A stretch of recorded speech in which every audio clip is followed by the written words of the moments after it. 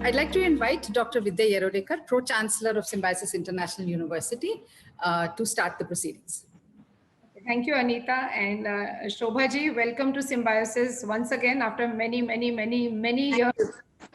So it is virtual. We are happy that you accepted our invitation. You know, Symbiosis was started by my father, Dr. Muzaffar sir, way back in 1971. So we are celebrating our golden jubilee year this year. And through the virtual celebrations that we are compelled to have, and not any physical celebrations on campus. So we started with the Symbiosis Golden Jubilee lecture series, and we had eminent people who addressed our students and faculty members since the month of July. And of course, now we are here with the Symbiosis Literary Festival that is again virtual over the next 2 days. Today is 17th and tomorrow 18th. It was inaugurated by Shashi Tharoor in the morning. And then, of course, Chetan Bhagat, again, a close friend who spoke very well, both of them. And now you're here to speak to the large audience of not just students, academia, but a lot of well-wishers and very important personalities from Pune city and all over. And of course, our alumni, who I cannot forget, they've logged in from all over the world. So it's wonderful to have you. And as Anita said, you are a woman of substance to all of us as women, folks, and a large number of them here in leadership positions at Symbiosis. You are indeed a role model. We keep reading all your columns. And for us, of course, you are more closer because of late Gautam Rajadhyaksha, who was your brother. And we've had several conversations at that time when Gautam wanted to establish the Symbiosis School of Photography. In fact, it was very unfortunate that just a couple of days before the inauguration of the Symbiosis School of Photography, we lost Gautam. But nevertheless, his memories are very strong here in Symbiosis. The School of Photography is doing extremely well. And, all his photographs that he had kind of contributed to Symbiosis are there on the walls. And that's the best memory of Gautam that we can have. Gautam visited us for almost 30 years every year, and he was a part of family, and so are you, being his sister. And therefore, we welcome you as a part of Symbiosis family to this Symbiosis Lit Festival. Over to you, Anita. Thank you, Dr. Vidhya. For the audience, Ms. Day does not actually require an introduction. Let me just say that I think her life represents something that most women, in fact, everyone, why only women, can look forward to.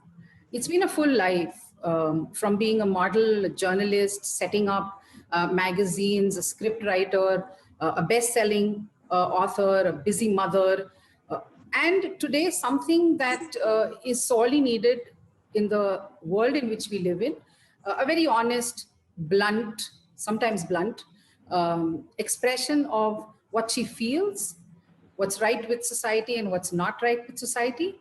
So I'm happy that she's here on this first day of the Symbiosis Lit Fest. Thank you, Ms. Day, for kindly accepting our invitation. And I'm happy that I'm going to be having this conversation with you. Thank you very much for inviting me, all of you, and I'm looking forward to talking to you. So I'm going to go straight into my first question, which has to do with your book, Lockdown Liaisons. E-stories that were published during the lockdown and then now put together in the form of a book. I'm going to assume that writing these stories in these circumstances must have been very different from all the other stories that you've written. So I'd like you to talk about that. I'd also like you to talk about, you used the words magnifying glass. You referred to the lockdown as simply a magnifying glass that has brought to light several problems that already existed. And that resonated with me, whether it was the problem of migrant workers, whether it was domestic violence, whether it was loneliness. So I think we'd really like to hear from you about these two aspects, the writing of the book during such difficult times and this magnifying glass and what it has meant to you. Sure. So to talk about the magnifying glass, I think there are lots of elements in our society that we'd like to sweep under the carpet and turn away from because they make us very uncomfortable. Where in a way, the pandemic forced us all to slow down. We were in circumstances which were extraordinary and completely unprecedented in the world. And we were compelled to look within as much as look without and outside. And forced as we were into our homes with a lot of our freedoms that we take for granted, um, they just disappeared, vanished. I think it was a good time to pause, take stock, and look through that magnifying glass at aspects of our society, aspects of our own lives, aspects of the world at large that we may have neglected to address because we were just too busy scrambling, scrambling, scrambling. You know, the rat race. I've got to succeed. I've got to hang in there. I've got to prove myself. Well, this was the time where we had to prove to ourselves that we can merely survived a virus that nobody but nobody had any control over, and the world was absolutely taken aback, taken off guard, as it were. So, survival became very strong, and survival across various social strata. So, for the migrant worker, it was important for that person to go back home to be with his loved ones because, frankly, at that point, earlier on during the pandemic, nobody knew, are we going to wake up tomorrow morning? Are we going to be dead? I was panic stricken. I said, you know, what is this? Is this the end of my life? And as a writer, I wanted to chronicle all of it because it was something so very, very important that needed to be documented for the next generation as it was happening, not as it was a, you know, a kind of a retrospective look at it, not looking back, but while I was very much in it and coping with my own conflicting emotions. Initially, a lot of confusion, a lot of panic, my coping mechanisms were letting me down. I didn't know what was going to happen, but I had to keep writing. About that, there was no uncertainty whatsoever. So the 24 stories represented a lot of my own personal uh, perspectives, whether it was from the point of view of the migrant worker. And mind you, it's difficult and challenging because survival itself was at stake and our everyday lives had been turned upside down. We were out of our comfort zones. So to assume these various roles, to put yourself, you know, in those circumstances which may not be your reality and never was definitely a very challenging experience for me as a writer. To write in the women's voices was much easier. It has always been much easier to write in a woman's voice because it's a voice I know so well. It's my voice and the voices of all the women that I have encountered in my long life. But to write in the voices of men was more difficult.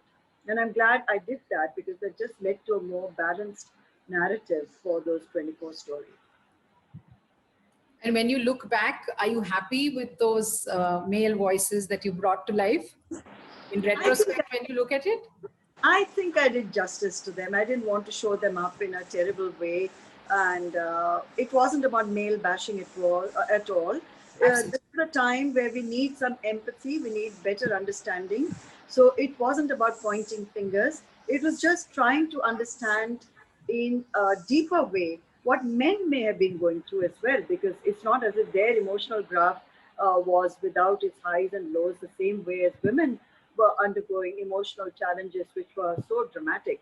So were the men. It's not just women who were in panic mode, who were thinking about what next, how do I cope?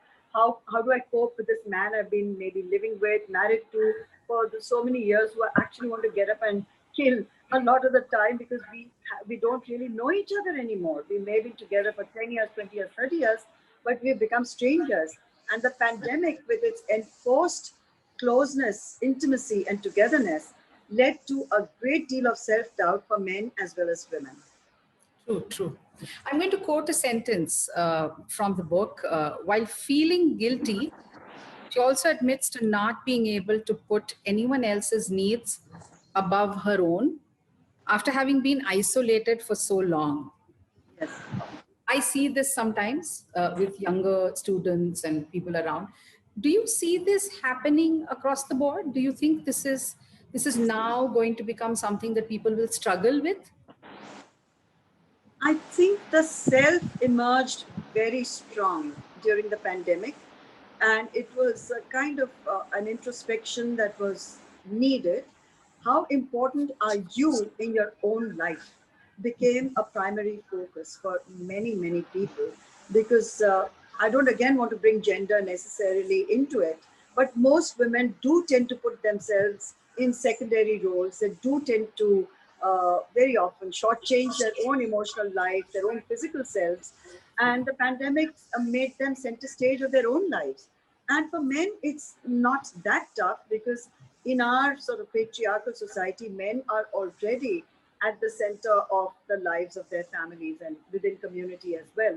So the big shift was with women and definitely with the younger generation because they were confronting something also which was equally confusing and equally scary, and their thoughts had surely turned more inward and about their own priorities and their own future because that was at stake. They didn't know how to deal suddenly with living with the parents on 24 by 7 or with grandparents or in circumstances which they were absolutely not used to. And the young across centuries have always been selfish, and that's why they have the energy to go ahead in life. And there's nothing wrong with selfishness. So the age of selfishness staged quite a comeback. I didn't expect that a virus would force this on the world, though. True, true. In fact, the pandemic did that, and so much Yes. more that suddenly we were looking at ourselves with, through a new gaze. Yes. And guilt has been something that you're right, women a little more than men have dealt with. You also say that you simply could not let this dramatic, disruptive pandemic moment pass without responding to it in my own fashion. Yeah. When I look at your life and I read about you, your way of responding to your life and the lives of people around you and the situations that you faced have been unique for sure. Can you tell us a little more about what in my own fashion means? Well, in the context of the book, I would say that the writing of those stories at a time when I was dealing with my own rage, hostility, anger towards myself, towards the world, towards people in my life, towards immediate family members, had to be channelized in some way. And for me, writing has always been very therapeutic and cathartic.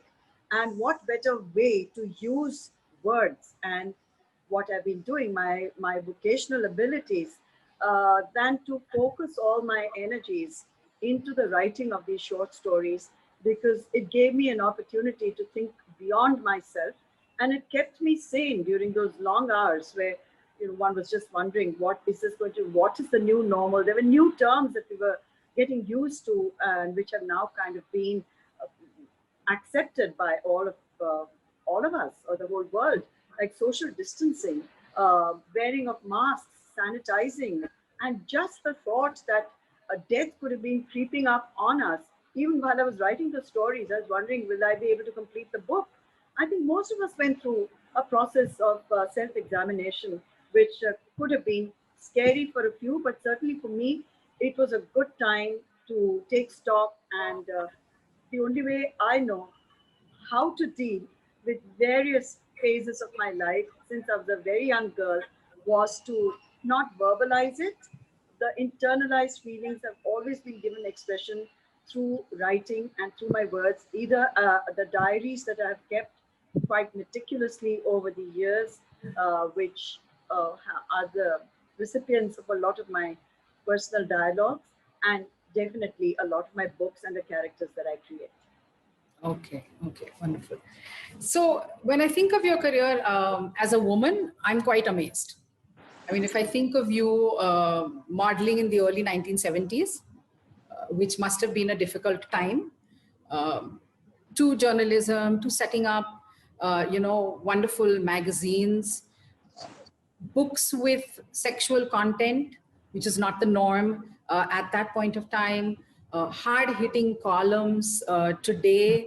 Um, Sometimes I feel as if, it's courting danger with irreverence and with a certain amount of brutal honesty.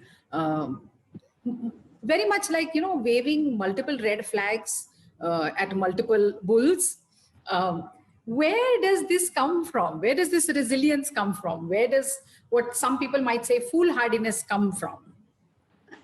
I don't ever stop to question it because that would be wasting my energy on something that I do not have the answer for.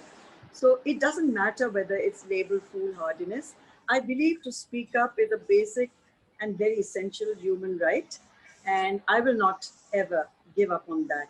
So waving those red flags and talking truth to power is what I've done for over 40 years and will continue to do so. And it's not about being anything other than truthful with myself and my own beliefs. So it's hard for me to deconstruct the raison d'etre or give you an explanation as to why I write the way I write. This is the way I write, and this is the way I will continue to write because it's something that's deeply important to me to be completely honest with my own belief systems. Something that I think young readers and writers need to hear nowadays. You know, nowadays the market drives so much of what happens that I think it's good for the youngsters in the audience to hear this. Linked to this question, do you have any role models? Does anybody or anything inspire you? Do you take comfort in times when the protests become too much or there's too much happening? The lives of women inspire me, and they don't have to be famous women. I feel every single woman I have ever known from the time I was a little girl has been a hero in my eyes because it's not easy being a woman. It's never easy uh, being yourself as a woman. Society does not treat women very kindly, and society certainly does not treat women who speak up with any sense of grace, or they will not make even the slightest concession for women who they see as being somehow a threat to the status quo or a threat to the patriarchal grids that not just in India but across the world women have been told that they must accept Yeah. and take for granted. So it is a constant for me reminder as a woman to speak on behalf of, and if possible, to speak up for women. And role models, honestly, I'm not saying this because it sounds wonderful, but every day of my life, I encounter at least one such woman who I say, wow, I mean, what is my life compared to that lady's? What is my life? A life which has been pretty privileged. I have certainly enjoyed a level of entitlement that 90% of Indian women, 95% of Indian women do not. So I consider myself extremely fortunate to be in a position to talk about the lives of other women. There was a time when Aung San Suu Kyi was a great hero of mine, but since certain political developments and her own political stance having changed, I no longer feel the same way about her. I still feel strongly about Michelle Obama and what she represents. And in India, it's every single woman who is just out there trying hard to get ahead in life, regardless of the daunting odds that we all endure, we all face on a minute by minute, day to day basis. The fact that we are at all safe to even our lives have been spared, or that we haven't been brutally assaulted or raped or dealt with the brutalities that one sees on a I don't have the statistics, but something like 16 women are raped in India every single day. I mean, that's a statistic we every minute, sorry, in India. So that's a statistic we should all be feeling extremely ashamed of and hanging our heads in shame and thinking, what kind of a country are we leaving for our children? So I don't have any one specific role model, and it doesn't always have to be, as you well know, someone very famous. It never is. Yeah, so true, so true. Thank you. Moving on to another topic, but about your books. I've heard many directors in interviews say that once a movie is shot and ready, they actually never watch the movie again. That it's done, the chapter is closed. On the other hand, there are some who say we do go incognito into theaters and we want to, experience it with the audience. Once your book is published, do you actually sit down and read it all over again? I dare not. I dare not, because it's something that takes a lot of courage for a writer. I dare not do that. Here's my new book. I've just got an advanced copy of Sheila Ji, which is going to be launched on the 24th. And I have flipped through it just because it's so beautiful, the cover and all of it. So I have definitely just glanced through it just to make sure there aren't any, glaring errors.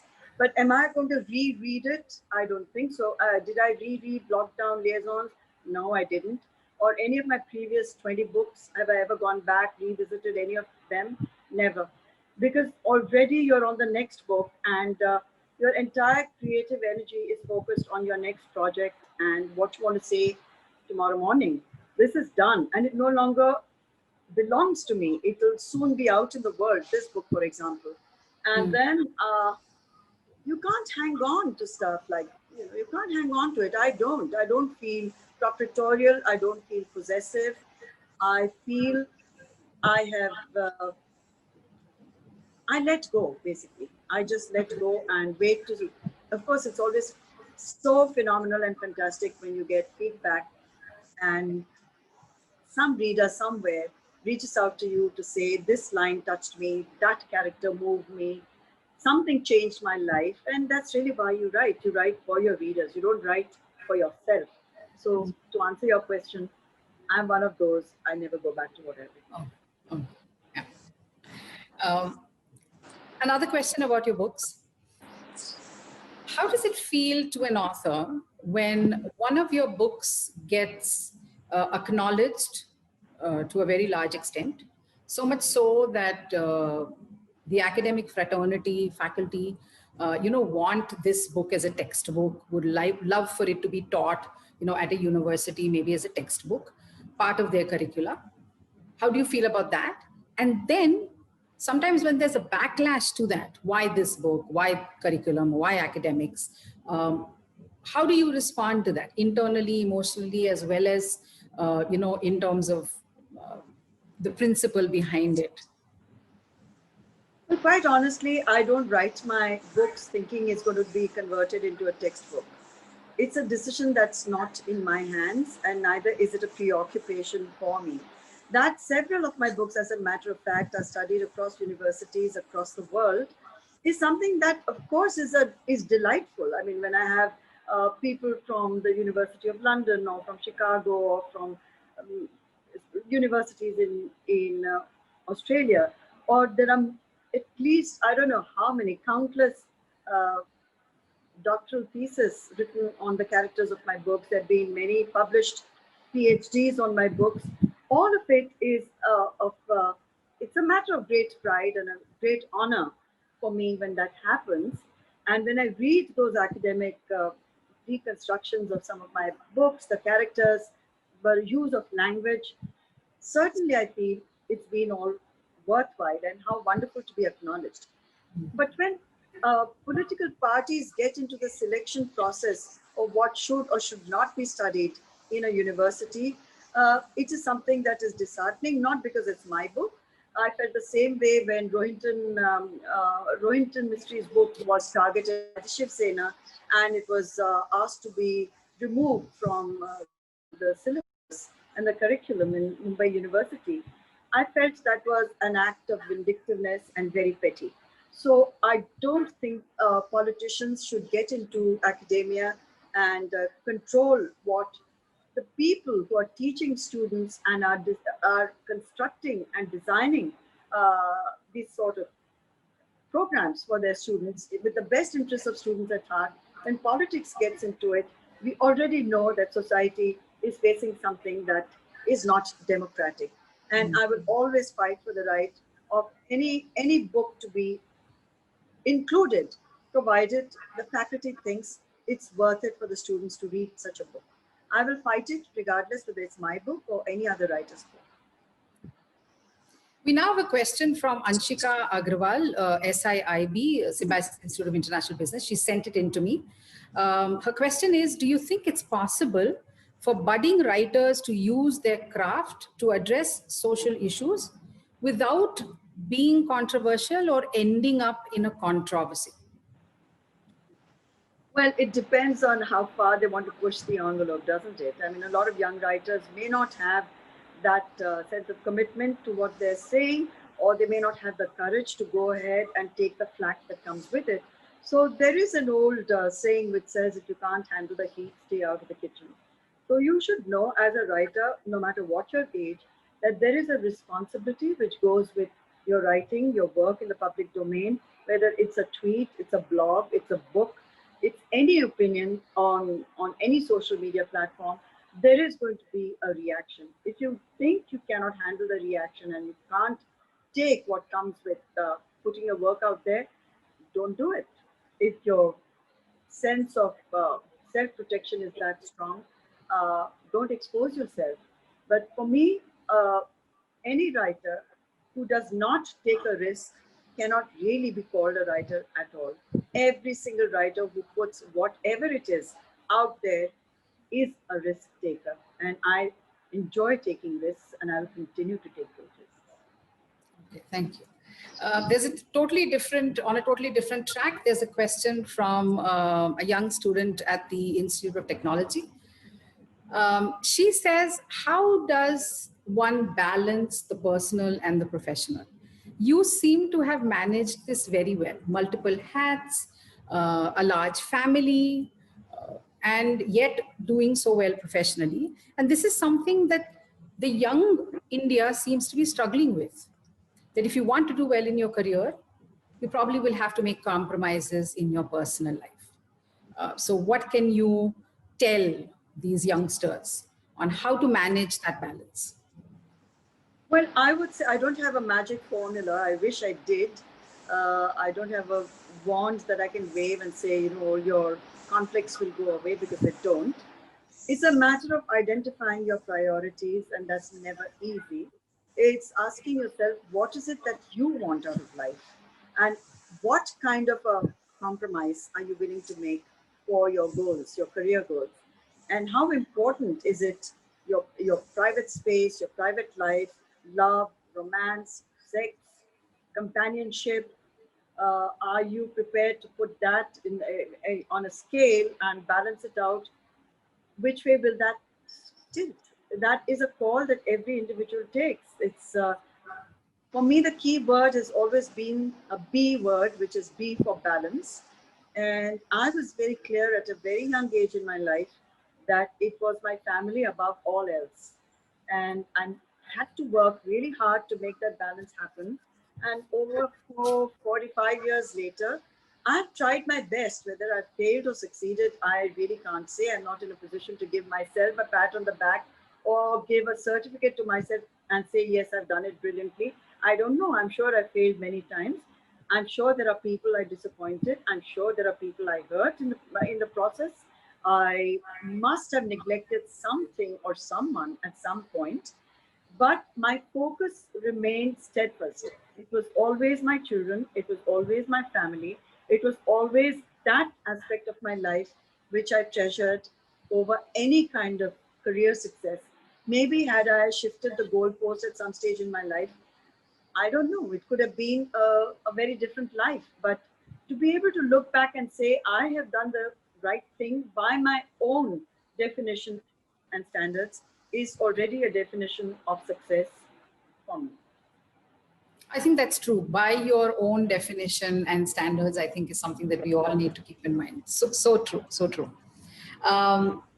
In search of idealistic India, it will rise again.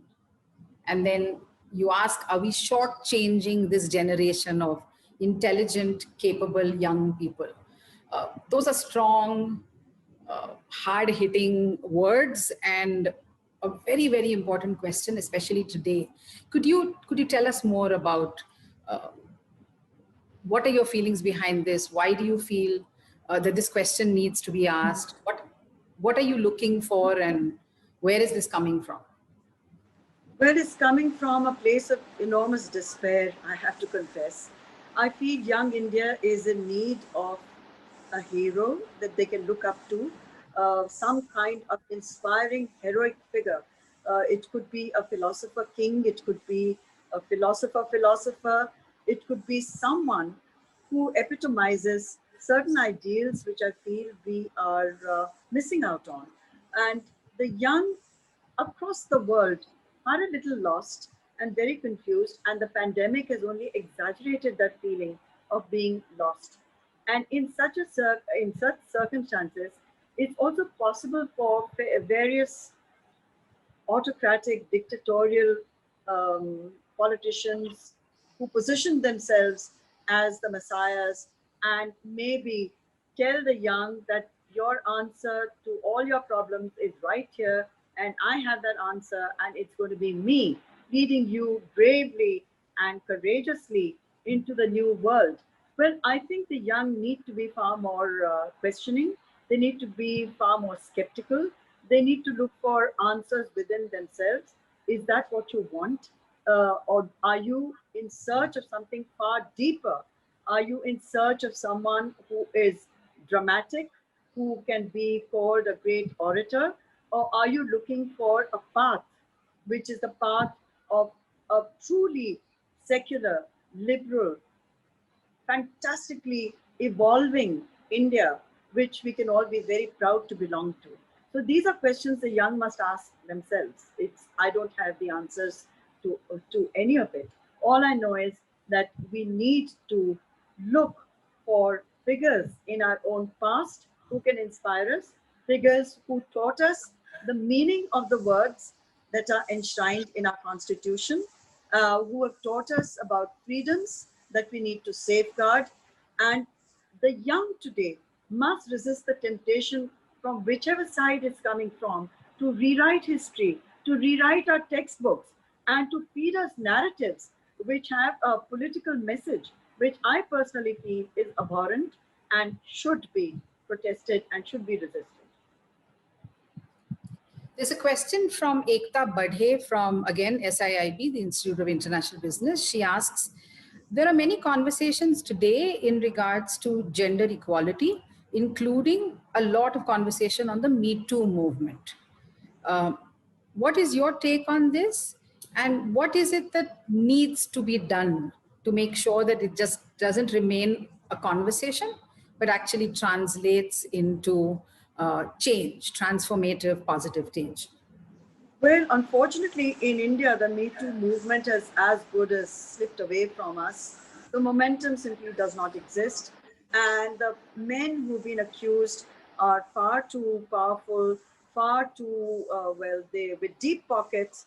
They can actually turn it all around and talk in terms of being defamed instead of even acknowledging that they could have been guilty of what the females who are at the receiving end of their lewdness have accused them of. So we simply have not leveraged what started off very well. In fact, we turned around most people in our society, made the women who are the victims into vamps, and they were put on the back foot, and they had to explain themselves in an apologetic way. They were accused of being I don't know, in pursuit of something other than justice. And it's a great tragedy. In the West, again, the movement has not taken off the way I had imagined. But yes, powerful people are in prison. They have been jailed. It's been taken to its logical end. And in so doing, it has demonstrated that if a woman says something, whether she says it 10 minutes after an incident has taken place or 20 years after the incident has taken place, does not question the legitimacy of what she's saying. We haven't reached that stage in India, and I'm afraid I don't see the movement going anywhere. And unless another big wave of strong women stand up together, support other women, and make sure that the movement doesn't completely die. Have all these conversations changed in any way or impacted you in any way in the way that you portray romantic or sexual relationships in your books? Or has that happened, or is that likely to happen in terms of the stories, in terms of the plots? Well, in my case, the women in all my fiction have been exceptionally strong women. who are in charge of their lives and willing to pay the price for whichever decision they choose to make and take, whether it's sexual decisions or career decisions or marital decisions. So I have never ever taken the route of projecting women as victims. So my fiction writing will continue along the exact same path. Whether I'm going to change that to incorporate the Me Too movement, well, it's something to think about. I haven't actually physically set out to become an activist through my fiction. All my writing suggests not just suggests, emphatically underlines my position vis-a-vis women in our society. My columns underline that almost on a weekly basis, but my fiction is something totally different, and it has never ever looked down on a single woman protagonist. So that continues. Thank you. I read somewhere, I don't know whether it's true or not, that you don't or you try not to pay attention to trolls, to a lot of violent feedback or criticism. Is that true? Is it possible for you to kind of shut them out and not pay attention? It's very easy. I just don't read Really? comments. I just don't read the comments. I say what I have to say and I stand by what I have to stand by, and I always will. If someone takes me to court, as has happened in the past, I will defend myself in court and win, as I have done in the past. But I will not engage with anonymous, cowardly people who want to abuse, issue death threats, not just to me, but threaten me with rape, threaten my children with all kinds of threats of rape, assault, etc. Even my grandchildren are not spared. But that's the job of troll armies. And do I want to engage with them and shut them up and shut them down?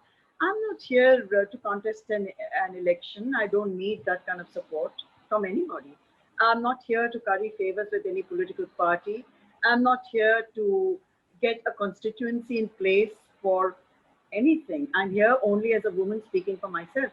Why should I engage with cowards and people who don't even have the guts to put their own names to what they're saying to me? And the abuse, go ahead and abuse if it makes you feel better about yourself, because I'm never, ever going to descend to that level and engage with any of it. I think that's something that the youngsters today need to hear. They're all on social media, and there's a little bit of cyberbullying or lots of cyberbullying happening, and all of them get immediately impacted by it. So thank you for those words. I'm sure it'll make all of them feel a little more comfortable and strong. Let me go back to some of your earlier books when you started writing. That was a time, I mean, India has actually never been too comfortable talking about uncomfortable things. But decades ago, it was even worse. At that point of time, for you to write the plots that you wrote, it must have taken great confidence, also a little bit of courage, I'm sure. Help us understand that so that the younger women and men can learn, because I think this is something that we need so desperately. There's so many challenges that we face in life, and so many times we feel that we're right, and yet when the world doesn't see it that way, we lose a little bit of confidence. So I'd love to hear what you went through and how you were so strong. And I know it's difficult for you to answer that. Probably say this is the way I am, but tell us about that time. Tell us about the choice of themes and what it meant. Well, from my very first novel itself, it was for me, it was a no-brainer. It had to be about a woman, and it had to be about a woman who emerges on top of her life eventually. So having had that in place, the plot, the characterization, the story came very naturally to me. It wasn't a self-conscious act where I said, I'm going to take up, a feminist kind of a stance on this. It was a story I wished to tell in my own way. I did not consult anybody. I did not even think about the backlash or how it would be received. I hadn't I hadn't factored any of it in. This was the story I wanted to share, and that was it. And it faced an incredible amount of backlash. Incredible amount.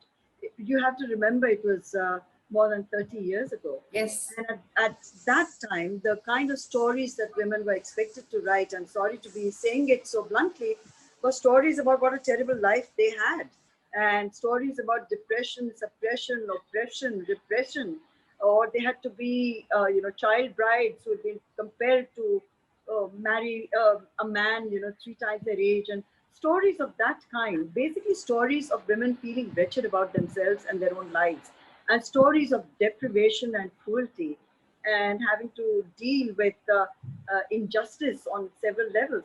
Well, and that was never my intention to project myself in any such context, because A, it would have been completely false. I have never had to deal with any of it.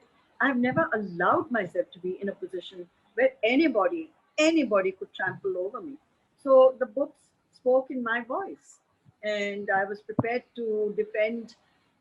I didn't even bother to defend myself. Actually, I just let the book speak for itself. But the backlash that came, well, I can't say that it was easy. It was definitely not easy. And there was a lot of, not conflict within me, but certainly within the family. And I do come from a conservative Maharashtrian middle class family, and they must have wondered, I mean, could she not have picked a better topic, or could she not have written a goody goody book? Well, I had no interest in writing goody goody books. I still don't have any interest in writing about goody goody people or goody goody books. These are the stories that I felt it was imperative for me to talk about another India, not the India that was being thrust on the world and thrust on other Indians as the only India. There is there are Indias within Indias within Indias. There are so many Mumbais that coexist. And why should only one segment of our society be kind of marginalized because it made people feel, do they even have the right to live the lives that they do? And this was a segment of society that I felt I was most comfortable knowing extremely well, intimately. And this was the story I wanted to write. That was Socialite Evenings, my very first book. The next few novels explored very different territories, but they were always about women dealing with society at large, dealing with their own conflicts, and emerging, I hope, at the end of it all, far stronger than when the book starts.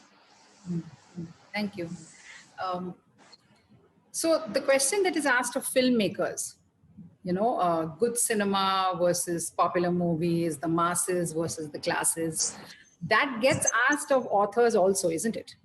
I find it actually a waste of time to even respond to those questions. There are all the questions about high art and low art and good books and literary books and pulp fiction, porn writing, commercial fiction, lit, chick lit. These are all categories which have been actually artificially created by publishers in order to make it easier to market their books on and create space on bookshelves in bookstores. A book is a book, and it's entirely in the hands of the public, the readers, to reject it or accept it. The fate of the book does not depend on the category in which it is placed. So I reject categorization to start with. And I really am not concerned how it is positioned, how it is viewed. It's not something that I'm obsessed by, preoccupied at all by. I don't let that ever change my own focus. Writers who claim they write for that kind of recognition or to win awards at literary functions, or who are aiming for the Booker, etc., I think they need to recalibrate their energies, because a writer's job is to write, and it's the public's job to acknowledge what is written in whichever form they choose to. So, criticism has never bothered me, and I do not write for that sort of kind of um, what shall I say, validation from any segment of society. Thank you so much. Your new novel, Sri Laji, The Gilded Life and Longings of a Marwadi Good Wife, is out soon. I believe there's a Diwali launch happening. Can you tell us, can you give us a little teaser, if possible, about about what this book is all about? Yeah, the book is really turning a lot of conventional wisdom on its head in the context of a certain woman from a certain class, a certain era, in an extremely structured society, how she copes because she, Srila Ji, is a completely uninhibited free spirit. She has her fragilities, she has her vulnerabilities, but above all, she's very much in tune with her own sexuality, her own body, and her sexual persona. And she's not ashamed of any of it. And she's not the kind of woman who can be, any kind of guilt can be imposed on by elements in her own family, within her own community, who can make her feel embarrassed by her very, very free and very, what shall I say, truly, I would really call Sheila Ji fiercely independent in her thinking, but also so honest in her responses, including to society's preconceived ideas of how far a woman can express her sexuality. Because there are no such restrictions on men ever in any society. And nobody ever questions a man's right to express his sexuality. And most of the time, literature through centuries has been about men expressing what they imagine women feel about their own bodies and their own sexual selves. I mean, even the Kama Sutra is written by a man. Lady Chachali's Lover is written by a man. In our own context, perhaps apart from Kamla Das, who I consider a pioneer, and the Telugu poets of perhaps the 16th century, who so wonderfully explored the rich and diverse world of erotica. uh, we have not allowed women to express their voices in this very, very important and very delicate subject, which concerns us all very deeply and very profoundly. So Sheila Ji is that kind of a woman. She's not afraid. She's not afraid. I think that is the message of the book. Don't be afraid. I love that. She's not afraid. Yeah. So we look forward to the book. Thank you. My last question, as someone who's witnessed the evolution of the Indian media landscape, from predominantly print to then the cable TV revolution and now to the digital medium, what is the secret to staying relevant in the public sphere? There is really no such secret. I'm thinking right now of Pushwant Singh. He was well into his 90s and he was still extremely relevant.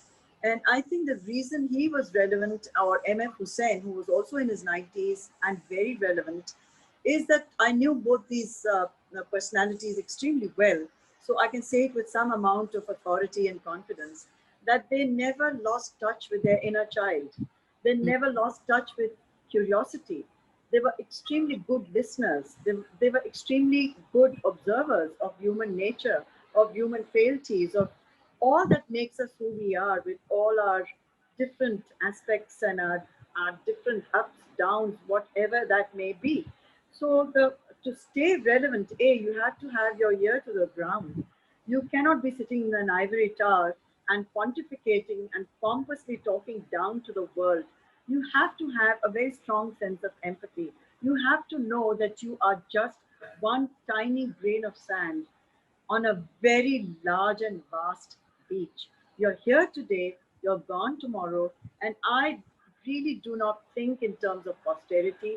I'm here today because I enjoy being in the today. And if that is my secret, well, it can be your secret too. Thank you. Thank you so much. Before we end, I thought that you could just address the audience. We have about 1,500 to 2,000 who are viewing this on YouTube. And we have another, I think, 400 or 500 over here. And they would love to hear from you. So if you could just maybe for the next 5 or 8 minutes, talk to them about what you feel. We're still in the pandemic, the lockdown. Sorry to interrupt you, Yes. but I'm not good at giving gyan, as I think I had warned you right at the start. You don't need to give gyan. Just share. No, I don't give gyan. I'd be very happy for the next 3 to 5 minutes only to, if you ask me something specific or one of your students, whoever wants to ask me something specific, and it can be from any sphere, it doesn't have to be about my writing. I'd be happy to answer that as well as I can, but I cannot just talk to a screen. I find it very artificial. Okay, perfect. There's a question from the School for Liberal Arts in which she says, I would love to be an author and I'd love to make that my hobby come my profession and my lifestyle. How do you know? It's so difficult to know whether what you have inside of you in terms of stories is going to resonate when you come from the middle class. It's such a difficult decision to make. How does one choose? The easy path is get a job. The difficult path is gamble on yourself. What does one do? How does one make this choice? I think gambling on oneself is the best gamble in the world. But you have to have the passion and the drive, and often just the means to continue with that passion. So I would definitely say you need a plan B, because unless you make it, there is not that kind of monetary compensation in writing. Even when you're on the top of your game, you're pretty much as good or as broke as your last book. To be in the public domain as someone who comments on social media, who blogs, who is on Twitter, where these are revenue models which are fairly new and they aren't particularly lucrative. So you have to know, to be a writer also comes with enormous risks. And it's got to be something, a pressure inside your head that is so overwhelming that that's all you really want to do more than anything else on earth. So if you feel that, then it's a discipline. You cannot say, oh, I have a headache this morning and I don't feel like writing. Writing is a vocation and a craft, and almost a religion for someone like myself. And like musicians do not skip their riyaz, I don't skip my writing exercise no matter what. And I write 800 to 1200 words every single day of my life. And that's the kind of discipline and slog and hard work that you have to put in if you want to call yourself a writer. So make up your mind. If you have it in you, go for it and do gamble on yourself. Thank you. Thank you so much. Controversial sometimes. Some would say she loves to woo trouble and danger, but always honest, always in your face with her honesty. Always a pleasure to listen to you, Shobhaa Dey. Thank you so much for being part of our Lit Fest. Thank you so much for being with us. Thank you. And good luck with all the other sessions. Thank you. Look forward to this. Thank you, Shobhaa. And you must come to Symbiosis once everything opens up. For sure, I will. Thank you for inviting me. Thanks. Thank you. Thank you so much. Bye.